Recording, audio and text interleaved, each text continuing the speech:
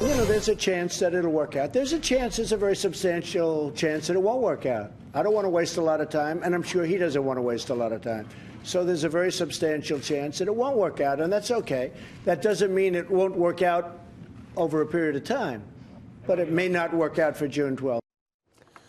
As President Trump confirming that his historic meeting with North Korean leader Kim Jong-un could be in jeopardy, fresh off meetings with South Korean President Moon Jae-in in Washington this week. Meanwhile, in an unprecedented move toward denuclearization, North Korea is expected to begin dismantling its nuclear test site tomorrow or on Friday in full view of international journalists. Joining me right now, Nuclear Showdown, North Korea Tales on the World author and the Coming Collapse of China author.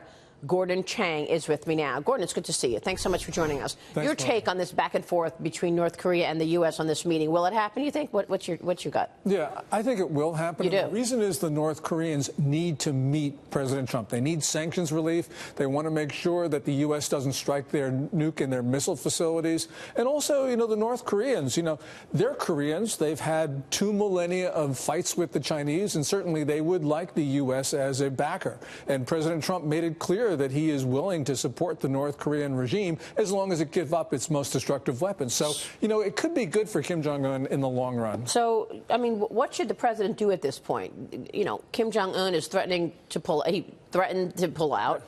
The president, I guess, tried to have that discussion yesterday with the South Korean leader. Maybe after that discussion, it seemed that he said, oh, well, maybe it won't happen.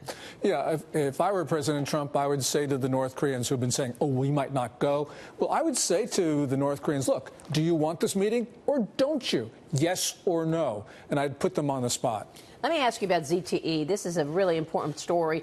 Lawmakers are moving to stop the Trump administration efforts to ease these sanctions and restrictions on the Chinese telecom giant ZTE. 27 bipartisan lawmakers and the Senate Banking Committee standing in opposition to efforts made by the Trump administration to lift sanctions on Chinese telecom mega firm ZTE for the fear of compromising national security. Your thoughts? Oh, absolutely. I mean, ZTE certainly violated Iran and North Korea sanctions, came to that plea deal last year. It lied to get the deal. It lied after the deal. It reneged on provisions on the deal. You know, this was just completely blatant behavior. So we had to do something. And, you know, the Chinese have made this an issue now. They've publicly said, look, you know, if we don't get relief on sanctions on ZTE, no trade deal. Well, once you do that, that sets the battle lines, and President Trump can't give in to the Chinese on this. Otherwise, he sets a pattern where they break his will, and they then become much more arrogant. You know, one thing that we've been talking about on this program ever since the other day when we realized a deal could be in place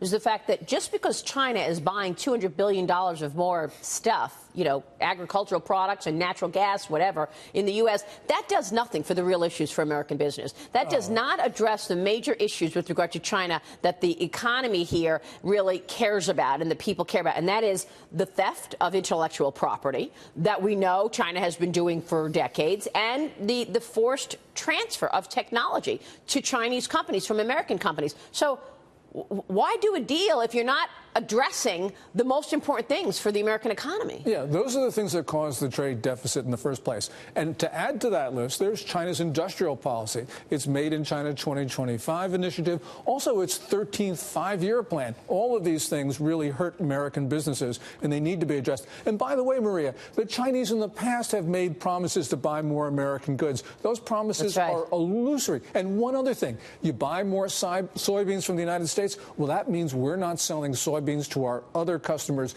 This doesn't do anything for the overall trade deficit. It just rearranges the customer list. You make a really important point, because didn't China just agree to buy more beef?